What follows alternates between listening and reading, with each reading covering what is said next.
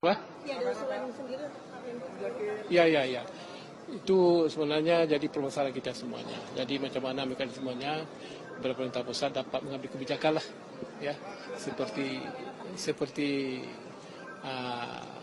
maksud di provinsi masing-masing.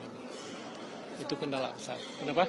Usulan apa yang diberikan kepada masukan? Ya, semuanya kami mengusulkan supaya tidak dipotong. Anggaran kita tidak dipotong. Karena itu beban semua di provinsi kami masing-masing. Seperti itu. Bapak, jadi potongannya sudah ada belum? Kenapa? TKD-nya itu sudah ada dan nanti bebannya akan ditanggung. Sudah ada. Berapa boleh disampaikan, Pak? Kalau Aceh dalam 25% kena potong. Dan lain-lain ada 30, 35. Jadi bervariasi lah. Untuk Aceh 25 ya, Pak? 25. Bu Shirley?